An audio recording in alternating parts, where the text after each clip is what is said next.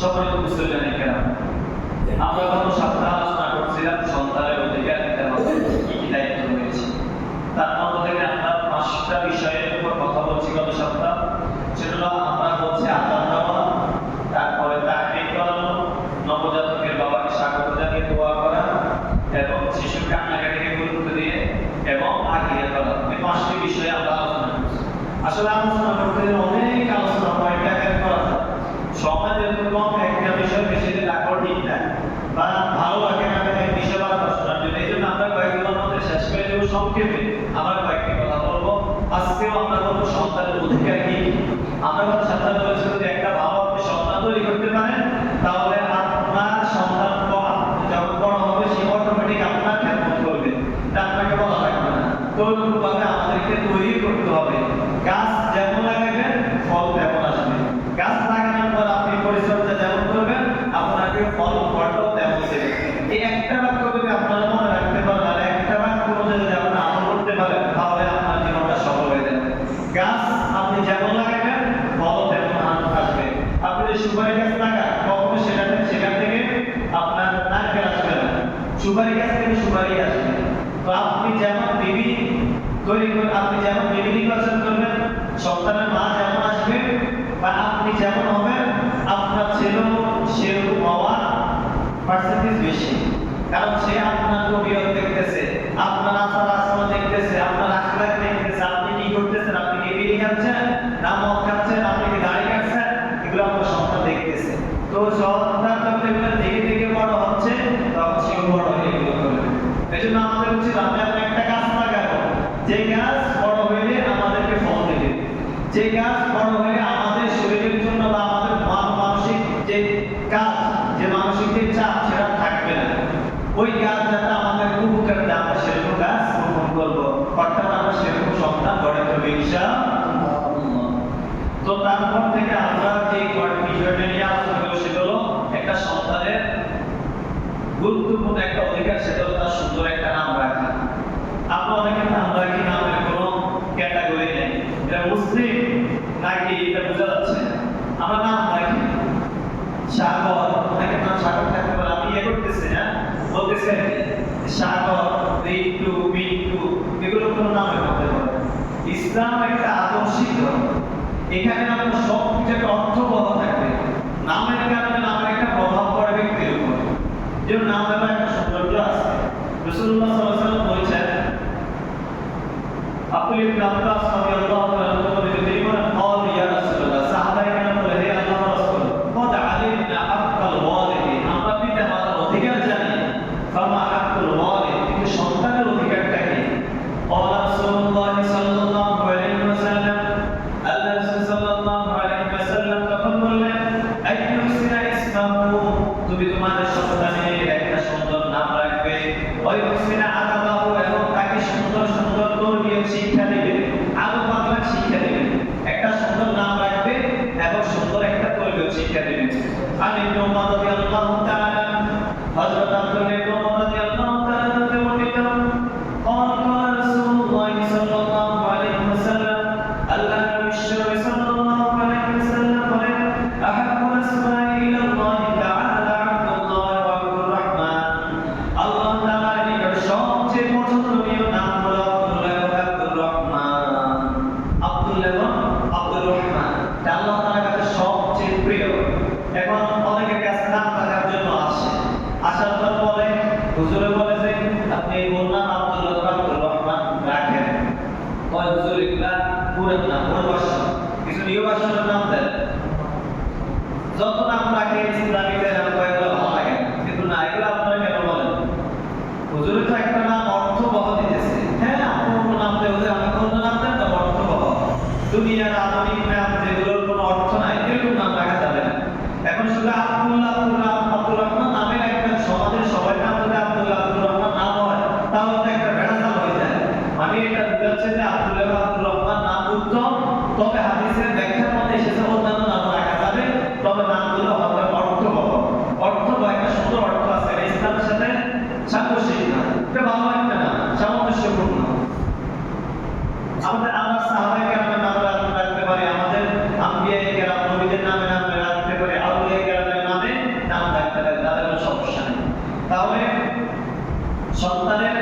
অন্যতম একটা হক হলো তার কি রাখা, একটা সুন্দর নাম রাখা এবং তাকে তৌহিদের শিক্ষা দেওয়া। 7 নম্বর যে বিষয়টা নিয়ে কথা বলবো সেটা হলো সন্তানের অন্যতম একটা হক হলো সন্তানকে আপন নামে ডাকতে পারেন, তাও সমস্যা নেই। আপনি একটা নাম আছে, ওই নামের সাথে আপনি অন্য একটা নাম রাখলেন, এটা উপনাম, ডাক নাম বলে অনেকে। তবে এটা আরো একটা আগে ভেসাল ছিল, রেওয়াজ ছিল যে উপনামে ডাকতে, এটা উপনামে ডাকতো, আসল নাম একটা রেখে উপনাম আরেকটা থাকতো। তবে আমাদের দেশে একেবারে প্রচলিত নয়, তাহলে আপনি এটা না রাখলেও হবে, কিন্তু উপনাম রাখলে ভেজাল হয়। মাঝে মাঝে আপনার প্রশাসনিক যে কাজগুলোর ক্ষেত্রে মানুষ চিনে একটা নাম জানা আরেকটা, কিন্তু জনগণের না এটা নাম আরেকটা, কিছু কাজ এগুলো একটু সাংঘর্ষিক হয়ে সমস্যা হয়ে যায়।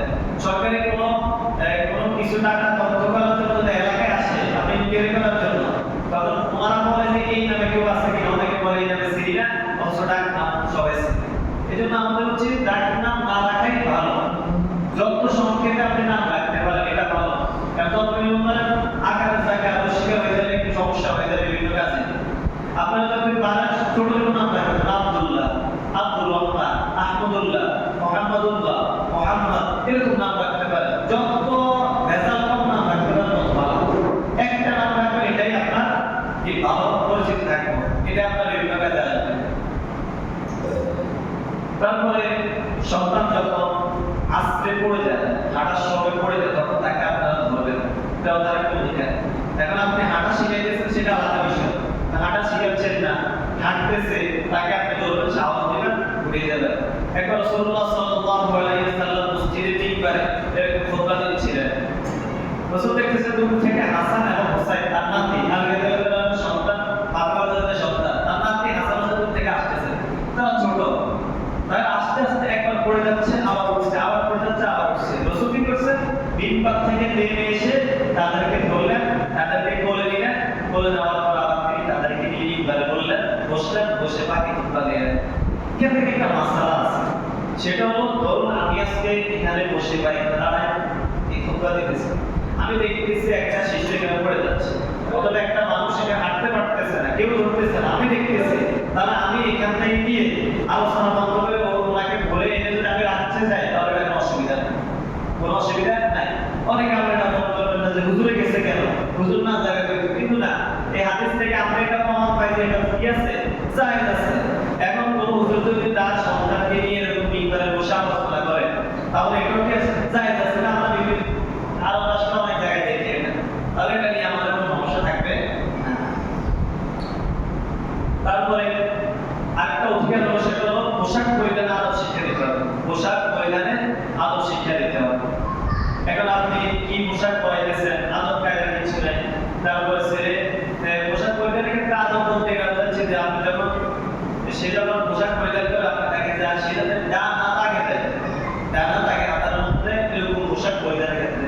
পায়জামা পরার ক্ষেত্রে, প্যান্ট পরার ক্ষেত্রে আগে যাতে বাম পা দেয়, বাম দিয়ে ডান পা দিয়ে আগে পরিধান করে, এগুলো আমাদের খেয়াল রাখতে হবে, এগুলো আমাদের শিখাতে হবে এখন থেকে। তারপরে আপনার যে বিষয়টা আরো বেশি লক্ষণীয়, সেটা হলো সতর ঢেকে রাখতে হবে, একটা পোশাক অবস্থা করা, সতর ঢেকে রাখতে হবে। এখন পোশাক তাকে পড়াচ্ছেন ছোটকাল থেকে সতর খোলা। হ্যাঁ, আপনি গরম লাগতেছে, ছোট শিশু, গরম লাগে, সমস্যা হতে পারে, সাময়িক সময়ের জন্য আপনি তাকে ছোট ছোট প্যান্ট পরাইতে পারেন, কিন্তু আপনি তাকে একবার ছোট থেকে বড় 7 বছর 8 বছর হয়ে যাচ্ছে শর্ট প্যান্ট পড়াতে দিচ্ছেন, সে খেলতে যাচ্ছে, শর্ট প্যান্ট পরে খেলতে যাচ্ছে, ফুটবল খেলতে যাচ্ছে, আপনি মা হিসেবে তাকে বাধা দিতে হবে যে না, তুমি প্যান্ট পরে খেলতে পারবে না, সতর ডাইরেক্ট সতর খোলা রাখছে, এটা তো হইতে পারে না ভাই। মানুষের একটু দুঃসত্য আছে, একটা কমন সেন্স আছে, এটা দেখা আপনার হাঁটু দেখা যাচ্ছে, যদি আপনার হাঁটু দেখা যাওয়ার পর যদি বোঝা যাচ্ছে যে তার মধ্যে কোনো কিছু জাগ্রত হচ্ছে না, যে তার কাছে কোনো লজ্জা হচ্ছে না, তাহলে বুঝবেন তার গায়ে মধ্যে সমস্যা আছে, তার পার্সোনালিটি না, ব্যক্তিত্ব বলতে কিছু নেই। আপনার হাঁটু দেখা যাচ্ছে, আপনি সমাজের মধ্যে আপনার সামনে হাঁটতেছেন, বাবার সামনে হাঁটতেছেন, দাদার সামনে হাঁটতেছেন, হাঁটু খোলা রেখে, প্রতিটা হয়ে, খালি গায়ে, এগুলো কি, এটা করা যাবে না। যদি কেউ মনে করেন যে আপনি এটা করে আপনি কিছু একটা করে বলা গেছেন, তাহলে বুঝতে হবে আপনার মধ্যে কোনো ব্যক্তিত্ব নাই, গায়ে নাই, পার্সোনালিটি নেই। এগুলো আমাদের খেয়াল রাখতে হবে, বিশেষ করে ছোটকাল থেকে পিতা মাতার দায়িত্ব সন্তানের উপর, যে এটা খেয়াল রাখতে হবে যাতে সে ছোটকাল থেকে অভ্যস্ত হয় যে আমি সতর খোলা রাখবো না, এটা আমাদের দায়িত্ব পিতা মাতা হিসেবে। যদি আপনি না করেন তাহলে সে বড় হয় এটা করবে, স্বাভাবিক।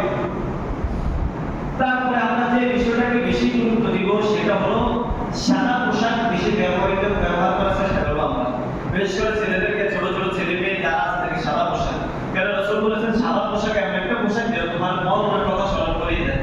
আমরা যখন মরে গিয়ে মৃত্যুবরণ করবো বা মানুষ যখন মৃত্যুবরণ করে তখন আমরা কোন পোশাকটাই পূর্ণাঙ্গে সাদা, এই জন্য সাদা পোশাকের গুরুত্ব রয়েছে।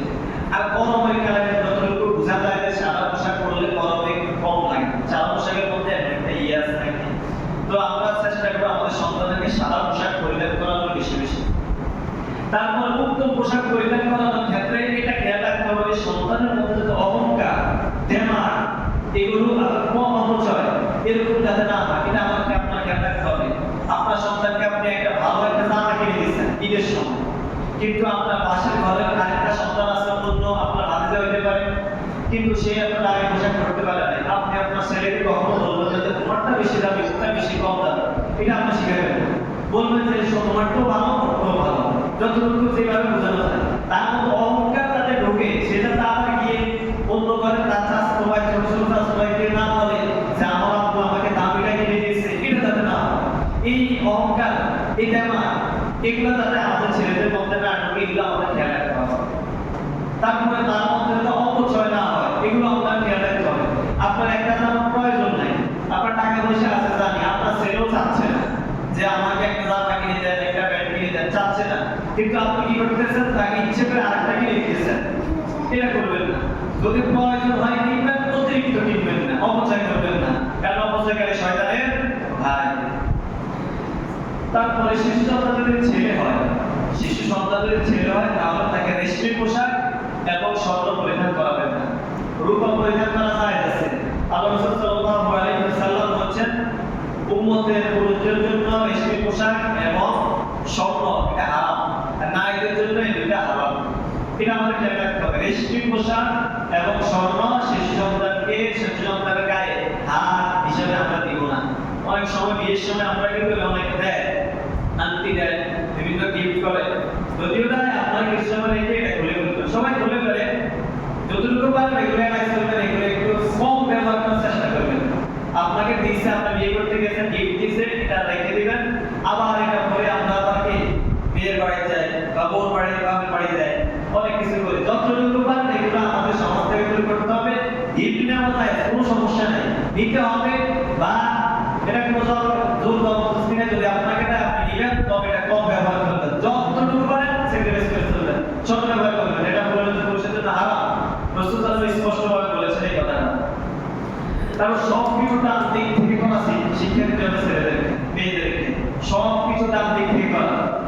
শুধু টয়লেটে যাওয়ার ক্ষেত্রে যেটা মানে বাম পা দিয়ে ফোঁটা পাবে, কিন্তু আপনি জামা পরবেন ডান হাত আগে দিবেন, প্যান্ট পরবেন ভাইজান পরবেন বাম পা, ডান পা আগে দিবেন, মসজিদে ঢুকবে ডান পা আগে দিবেন, ভাত খাবে ডান দিক থেকে আগে শুরু করবে, আমি কিছু বিতরণ করবো ডান দিক থেকে আগে আমরা বিতরণ করবো, এটা আমরা বলি অনেক সময়।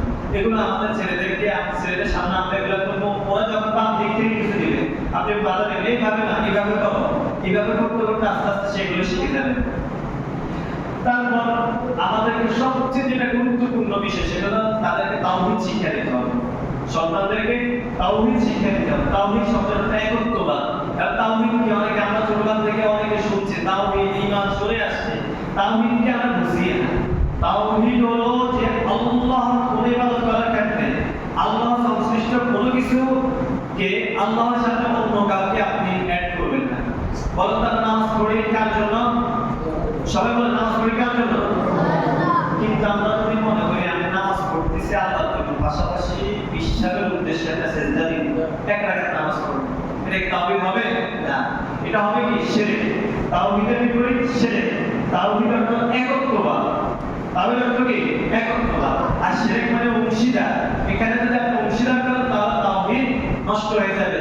আর যে মুসলমানের তাওহীদ নষ্ট হয়ে যায় সেই মুসলমান কখনো জান্নাতে যাইতে পারবে না। আমাদের আল্লাহ কয়জন? সবাই বলে আল্লাহ কয়জন?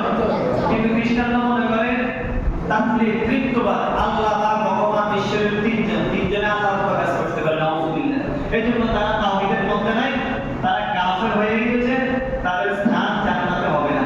কিন্তু আমরা তাওহীদবাদ, বলে না তাওহীদে মুসলিম, তাওহীদে জনতা, মানে কি আমরা একত্ববাদে বিশ্বাসী। একত্ববাদে বিশ্বাসী, হুকুম একমাত্র আল্লাহ, দুনিয়ার মধ্যে হুকুম আইন এগুলো অন্য কারো হতে পারে না, একজনের হতে পারে। সবাই বলে তো তিনি কে?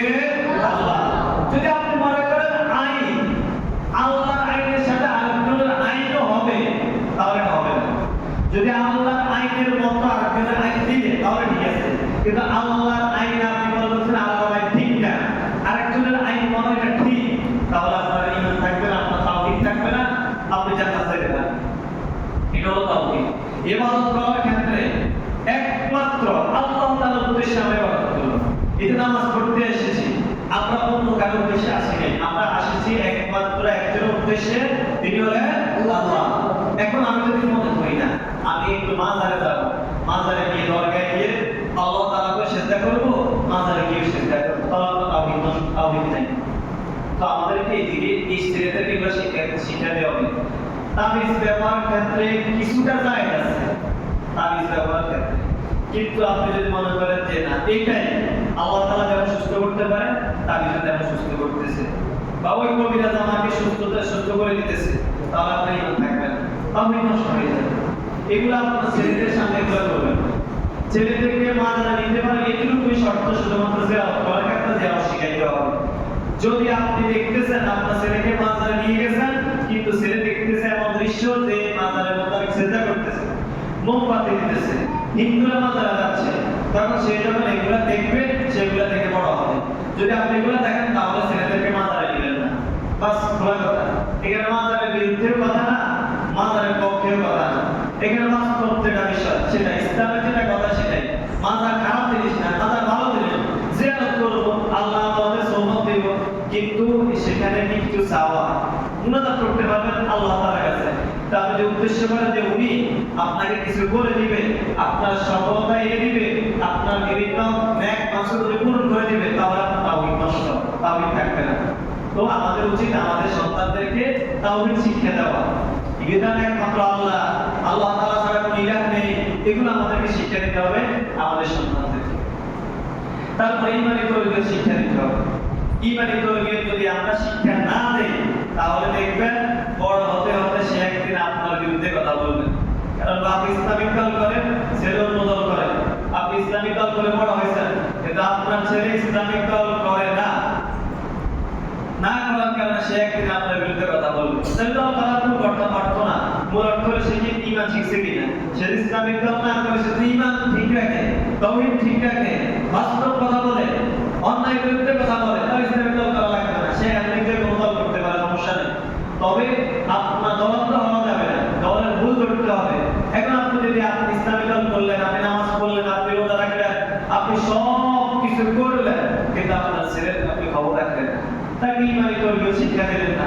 আপনি মসজিদে ফজরের সময় এসেছেন, তাকে বলতেছেন থাক একটু ছোট মানুষ, সকালবেলা ঘুমাক, বড় হলে নামাজ পড়ে, কিন্তু না, এটা হবে না, তাহলে হবে না। তো আপনি মসজিদে এসেছেন, তাকে নিয়ে আসবেন, তাকে যদি সে 11টা বাজে বা 10টা 12টা বাজে যদি ঘুমায়, যদি 4টা বাজে বা 5টা বাজে নামাজ জন্য আসে, তাহলে এমন কোনো হামরি হতে হবে না, কোনো ক্ষতি হবে না, এটাই নিয়ম। এখন আপনি তাকে ফজরের সময় যদি না থাকা, তো তাকে দেখি অন্য ঘরে কেউ আসে, তাকে মা বাবা তো তাকে বড় করবে। কারণ অবস্থায় বলেছে যে আমরা মা বাবা নামাজ পড়ি না, ঠিক নেই যে মা বাবাকে নামাজ পড়তে হবে। এই জন্যই আমি আগেই বলছি যে আপনি একটা ভালো ফসল ফলান, আগে ভালো একটা কি লাগবে, ক্ষেত লাগবে। ক্ষেত না হলে আপনি ফসল কেমনে ফলাবেন? আপনার ক্ষেত হলো আপনার ঘর, এই ঘরের মধ্যে, ক্ষেতের মধ্যে আছেন আপনি, আছেন আপনার স্ত্রী আছে, ছেলে আছে, ছেলের মা আছে, ছেলের বাবা আছে, ছেলের দাদা দাদিরা আছে, ছেলের অনেক সময় ছেলের কুকুরা থাকে, কাকারা থাকে, চাচারা থাকে। এই ক্ষেতটা যদি আপনি ভালো করে না রাখেন, তাহলে ওই ক্ষেতের মধ্যে যে ফসলের ফলা, ওই ফসল উঠবে না। এই জন্য ভালো একটা আপনার ফিল্ড লাগবে। তো আপনারা যদি নামাজ পড়তে না আসেন, ছেলে সন্তান কিভাবে নামাজ পড়বে, ঈমানি তরবিয়ত তারা কিভাবে শিখবে? শ্রেষ্ঠ তরবিয়ত হলো নামাজের তরবিয়ত। নামাজের তরবিয়তের উপর আর কোন তরবিয়ত নেই, নামাজের তরবিয়তের উপর আর কোন তরবিয়ত নেই। عن ابن عمر رضي الله عن ابن عمر ابن شعيب عن أبيه عن جده قال قال رسول الله صلى الله عليه وسلم مروا أولادكم بالصلاة وهم أبناء 7 سنين। রাসূল বলেছেন তোমাদের সন্তানদের যখন 7 বছর হয়, তখন তোমরা তাদেরকে নামাজের জন্য আদেশ করো, আস্তে আস্তে নামাজের জন্য অভ্যাস করে তোলো। ওয়াযাক্কির ফাইন্না যিকরা তানফাউল মুমিনিন। আর আপনি উপদেশ দিতে থাকুন, কারণ উপদেশ মুমিনদের উপকারে আসবে। আমরা সন্তানদেরকে যখন 7 বছর হয়, তখন আস্তে আস্তে উপদেশ জীবন আমাদের জন্য যে বাবা নামাজে আসো, নামাজে আসলে লাভ আছে, নামাজে আসলে আল্লাহ তাআলা তোমাকে বিপদ থেকে রক্ষা করবে, এই উপদেশ দিতে হবে আগে। তারপর যখন ওয়াদরিবুহুম আলাইহা ওয়া হুম আবনাউ 10 সিনিন, যখন সন্তানের বয়স 10 বছর হয়, তখন তাদেরকে একটু মৃদু প্রহার করা শুরু করো, তখন এখন আপনি একটু চিন্তা করেন, মূল কথা হলো আমরা নামাজ পড়ি না। আমরা সন্তানদের কিভাবে বলবো, কোন মুখে বলবেন আপনি নামাজ পড়েন? আপনি বিড়ি খাচ্ছেন, আপনি কি আপনার সন্তানকে বলতে পারবেন যে তুমি বিড়ি খাইও না? আপনি বিড়ি খাচ্ছেন কিন্তু আপনি যখন শত খারাপ করলেও কিন্তু আপনি চাইবেন আপনার সন্তানটা খারাপ হোক, আপনার মেয়েটা খারাপ হোক। কারণ আপনি বিড়ি খাচ্ছেন, আপনি কোন মুখে বলবেন যে আপনার সন্তান যখন বিড়ি খাইও না? অবশ্যই সে খাবে, তখন সে আপনাকে রিপ্লাই দেবে আপনি তো খাবে। ঠিক আপনি নামাজ পড়তেছেন না, আপনি কোন মুখে বলবেন আপনার সন্তানকে তুমি নামাজে দাও? কিছুটাকে আমরা নামাজ পড়ি, আমরা নামাজ পড়তে পড়তে তারাও পড়বে। আপনার আযান দিছে, নামাজের প্রস্তুতি গ্রহণ করেন। সে সন্তান ছোটবেলা থেকে বুঝবে যে আযান দিছে, মা বাবা নামাজের জন্য তৈরি হচ্ছে, আমাকে তৈরি হতে হবে। এখন আপনার বাড়ির মধ্যে আপনি করতেছেন, পাশের ঘর করতেছেন, এরকম যদি পুরো বাড়ি সবাই করে, ওই বাড়ির সন্তানগুলো এরকম ভাবে গড়ে উঠবে, ওরকম করবে এরকম। তো আমরা এগুলো একটু লক্ষ্য রাখবো। তারপর রাসূল বলেছেন ওয়াফাররিকু বাইনাহুম ফিল মাদাজি'i, তাদের ঘুমের বিছানা আলাদা করে দিবেন। 10 বছর হলে ঘুমের বিছানা আলাদা করে দিবেন। এখানে বিছানা যখন সন্তানটা 10 বছর হয় তখন তাদের বিছানা আলাদা করে দেওয়ার অর্থ হলো এরকম যে তাদের খাটটা আলাদা করে দিতে, খাট যত লোকে পারেন তাদের সেপারেট রুম দিয়ে দিবেন। যদি একান্ত প্রয়োজন হয় যে সন্তান ভয় পাচ্ছে, রাতে বিভিন্ন কিছু দেখতেছে, তাকে বিভিন্ন আশ্রয় করতেছে, যদি মনে করেন ভয় পায়, সে একা হইতে পারে না, তাহলে তাকে আলাদা খাট দিবেন, আলাদা একই রুমের মধ্যে আলাদা খাট দিবেন। তবে যদি একান্তের প্রয়োজন হয় তাকে খাট দেওয়া যাচ্ছে না, 7 বছর হয়ে গেছে, 8 বছর, 10 বছর হয়ে গেছে, এমন কিছু আছে, তাহলে যদি আপনার সাথে ঘুমায় তাহলে মাঝখানে একটা কোল বালিশ দিবেন। আর মেয়ে হলে সরাসরি আলাদা খাট দিবেন, মেয়ে হলে প্রয়োজনে আলাদা রুম। এটা আপনারা যত স্যাক্রিফাইস করে করতে পারেন, আস্তে আস্তে এদেরকে অভ্যাস করবেন। এটা রাসূল সাল্লাল্লাহু আলাইহি ওয়াসাল্লাম নিষেধ করেছেন যে উপযুক্ত যারা আছে, যাদের একটু আস্তে আস্তে জ্ঞান করতে হইতেছে, বালক হয়ে গেছে, তাদেরকে এক বিছানা রাখবেন না। দুইজন ছেলে দুইজন মেয়ে এক কাঁথা নিচে রাখবেন না। প্রয়োজনে মাঝখানে কি দিবেন, কোল বালিশ দিবেন, বাকি একটা দিবেন। এটা হলো নিয়ম, শরীয়তের নির্দেশ। এটা হলো অভিভাবকদের বেশি সচেতন থাকতে হবে। তারপরে আমরা যে বিষয়টা সন্তানদের প্রতি গুরুত্ব দিব সেটা হলো সালাতে শিশুদেরকে উপস্থিতির গুরুত্ব দিতে হবে, সালাতের উপস্থিতির গুরুত্ব দিতে হবে, এটা আমি একটু বলছি। তারপর কোরআন শিক্ষা দিতে হবে। যখন তারা বয়স আস্তে আস্তে কথা বলা শিখতে শুরু করে, তখন আমরা তাদেরকে কোরআন শিক্ষা দেওয়া শুরু করব। এটা আমাদের একান্ত জরুরি ফরজ। তাআলা হাইনি ফারিদাতুন আলা কুল্লি মুসলিমিন ওয়া মুসলিমা। রাসূল বলেন তোমাদের প্রত্যেক মুসলমানের উপরে দ্বীনি ইলম শিক্ষা করা ফরজ। এখন দ্বীনি ইলম শিক্ষা করা ফরজের যে মুসলমানদের সাথে তারা যদি আমরা ছোটকাল থেকে তাদেরকে শিক্ষা দিতে পারি, তাহলে এটা আমাদের জন্য লাভ। এখন ছোটকালে শিক্ষা দেওয়ার জন্য আমাদের পরিবেশটা ঠিক করে দিতে হবে। কারণ আমরা তাদেরকে মক্তবে পাঠাচ্ছি না, এমন অবস্থা হয়ে গেছে মক্তবে এখন ছাত্র পাওয়া যাচ্ছে না। কিন্ডারগার্টেন হচ্ছে বিভিন্ন সংস্থা, কিন্তু কিন্ডারগার্টেনে বলতেছে যে তাদেরকে কোরআন শিক্ষা, বাংলা জেনারেল শিক্ষার পাশাপাশি কোরআন শিক্ষা দেওয়া হয়। বিভিন্ন স্কুল কিন্ডারগার্টেন চলে আছে, কিন্তু আমি জরিপ করে দেখছি কয়েকজনের কোরআন শিক্ষা অর্জন করছে, আমি দেখছি আর কি। আমি বাংলা প্রাইভেট পড়াইতে এলাকায় এখানে পড়াইছি, কিন্তু হচ্ছে না, কোরআন শিক্ষা হচ্ছে না। তারপরেও তাদেরকে প্রাইভেট পড়ানো লাগে, কোরআন শিক্ষার জন্য আলাদা। তো আমাদের বক্তব্যের কিছু সমস্যা আছে, এটা আমাদের দোষ না, হুজুরদের দোষ না, এলাকাবাসীর দোষ, যে আমরা আমাদের এগুলোকে একটু আধুনিকায়ন করতে পারতেছি না, বা আমরা সব ক্ষেত্রে টাকা দিচ্ছি, কিন্তু বক্তব্যের ক্ষেত্রে টাকা দিচ্ছি। আপনি টাকা যেমন দিবেন, আপনি হুজুর থেকে তেমন আপনি হিসাব দিবেন। আমরা টাকা দিই 200 টাকা 100 টাকা, আমরা হিসাবও নেই না, পাড়ায় দিচ্ছি বলামাত্রে শিক্ষা প্রলক্ষণ। আপনি আপনার ছেলেদের ক্ষেত্রে যে অন্যান্য জেনারেল শিক্ষার জন্য ম্যাথ, ইংলিশ বা সায়েন্সের সাবজেক্টগুলো ওগুলো শেখার জন্য আমরা কত টাকা খরচ করি, সমস্যা নেই, এগুলো আমাদের মুসলিমদের জন্য সায়েন্সও লাগবে, সব কিছু লাগবে।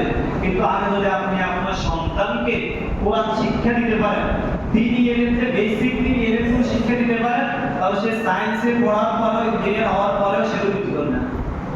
এটা হলো মূল কথা। আপনি সব শিখেন, কোনো সমস্যা নাই। অনেকে মনে করে যে ইসলাম নয় সায়েন্স শিখার জন্য বাধা দিচ্ছে, না, কোনো বাধা দিচ্ছে না। ইংলিশ শিখতে হবে, আমাদের মুসলিমদের ইংলিশ লাগবে। কারণ আমি যদি একটা ভালো আমেরিকা থেকে একজন পর্যটক আসতেছে, এখন আমি তাকে দিয়ে দাওয়াত দেব, কিভাবে দেবো সেটা বাংলা বুঝে না, তাই ইংলিশে কথা বলতে হবে, তাহলে ইংলিশে গুরুত্ব আছে। এখন আপনি বিশ্বের মধ্যে এই যে ইরান বলেন, তার বিভিন্ন রাষ্ট্রগুলো যেগুলো আছে শক্তিধর রাষ্ট্র, তাদের বিভিন্ন ধরনের বোমা আছে, পরমাণবিক বোমা আছে, কিন্তু আমাদের নাই। এখন আমাদের সায়েন্সের প্রয়োজন আছে না? প্রয়োজন, মুসলিমদের এটা লাগবে। এখন তার আগে আপনি কি করতেছেন? আপনি কোরআন শিক্ষা না দিয়ে, দ্বীনি ইলম শিক্ষা না করে আপনি এগুলো যখন এক কোটি টাকার একটা চেক দেখতেছেন বা 1 কোটি টাকা দেখতেছেন, আপনার লোভ সামলাইবেন যে আমি এটা একদম বিশ্বাস করবো এখান থেকে কিছু মানবো। আপনি যখন প্রশাসনের দায়িত্ব গ্রহণ করবেন অথবা আপনি সমাজের বিমন্ত্রী হবেন, তখন আপনার মধ্যে দিন এলেম না থাকার কারণে আপনি সমাজের মধ্যে টেন্ডারগুলো হচ্ছে যে রাস্তাঘাটে যে কাজের যে টেন্ডারগুলো হচ্ছে আপনি সেখান থেকে বেরিয়ে দিন, এটা স্বাভাবিক বাস্তব হচ্ছে। আর আপনি দিন এলেম অর্জন করা যারা আছে এদের মধ্যে বেশিরভাগই আপনি এটা একবার 100% মোটামুটি বেশিরভাগই ভালো পাইবেন। হ্যাঁ আছে অনেক নামাজ পড়ে রোজা রাখে দুই পড়ে ইসলাম শিখে মাদ্রাসায় পড়াশোনা করছে কিন্তু উন্নতি করে আছে। একবার যে সবাই একবার যে বিষয়টা এমন না, কিছু খারাপ আছে। তো এগুলো আমাদেরকে একটু লক্ষ্য রাখতে হবে। আমরা এগুলো আমাদের ছেলেদেরকে পুরো দিন এলেম শিক্ষা দেবো, তারপরে সন্তানদের সাথে আপনি খেলা করতে পারেন, আনন্দ করতে পারেন, কোনো সমস্যা নাই, সবকিছু আছে। তারপর শিশু সন্তানদের সাথে আপনারা সত্য কথা বলার অভ্যাস করতে হবে। বাহানা করেও তাদের সাথে মিথ্যা কথা বলবেন, সত্য কথা এটা আপনারা বেশি গুরুত্ব দিন। একেবারে সেজন্য যারা বলে মিথ্যা কথা না বলে, আপনি মিথ্যা কথা বললেন ও মিথ্যা কথা শিখবে, আপনার ভাষা দ্বারা কেউ মিথ্যা কথা বললে ও মিথ্যা কথা শিখবে। আবার এটা আপনাদের উচিত হবে যে মিথ্যা কথা বলে তার সাথে সন্তানকে মিশতে দিবেন না, যে যাই করুন। কারণ আপনি একটা মানুষের সাথে আপনার সন্তান মিশতেছে, ছেলের সাথে ও মিথ্যা কথা বলতেছে, ও গালিগালাজ করতেছে, সন্তান এটা শিখতেছে, তা আমরা ওই সব ছেলেদের সাথে মিশতে দিব না। কারণ আমি গ্রামের মধ্যে আমরা সবাই যদি এই কাজগুলো করি তাহলে গ্রামের মধ্যে শুনবো আমরা এগুলো করবেন। আপনার সন্তান যখন কোনো কথা মিথ্যা বলার চেষ্টা করবে সাথে সাথে বাধা দেবেন, যেটা বলবো না, প্রয়োজন হালকা একটু মাইক দিবেন, একটু হালকা হালকা একটু চট থাপ্পড় দিবেন। তবে গালে এগুলো আছে সামনে, গালে বা বিভিন্ন মুখে মাথায় এগুলো আঘাত করবেন না ছেলেদেরকে। আজকে কয়েকটি কথা বললাম, সন্তানের অধিকার দিয়ে অনেক আছে, অনেক অধিকার আছে। এখন এগুলো আলোচনা করতে অনেক সময় লাগবে, আরো কয়েকজন আমরা ইনশাআল্লাহ ধারাবাহিকভাবে আলোচনা করবো। এগুলো আপনারা একটু জাস্ট আলোচনা শুনছেন, দেখে দিচ্ছেন, তেমন করবেন না, একটু এগুলো নেন, একটু আমল করেন, যতটুকু মনে থাকে একটু আমল করেন। যদি আমার কথা সত্য আমাদের মনে থাকবে না, ইউটিউবে লিখবেন যে সন্তানের অধিকার কি, পিতা মাতার কর্তব্য দায়িত্ব কি, দেখবেন সেখানে সিরিয়াসলি অনেক কিছু আসবে, অনেক কিছু আসবে। এগুলো একটু পালন করেন, ঠিক হয়ে যাবে। তো আমরা শেষে আবারও সেই মানুষদের জন্য দোয়া করছি যারা বন্যা কবলিত অবস্থায় খুব কষ্টের মধ্যে আছে, সেই কক্সবাজার সহ বিভিন্ন এলাকায় বাংলাদেশে। আমরা তাদের জন্য একটু দোয়া করবো। আপনারা যদি পারেন বিভিন্ন সংস্থার মাধ্যমে কিছু টাকা দেন, কিছু হইলেও দিয়ে, যতটুকু আপনার সামর্থ্য আছে, আমি শুরুতে বলছি আবারও দিয়ে, কারণ এসব আলোচনা করে কার কাছে করবো যদি মানুষের না থাকে, ঠিক নেই। সেজন্য আমাদেরকে তাদের পাশে দাঁড়াতে হবে। এমন সময় আসবে যে আমাদেরও দিন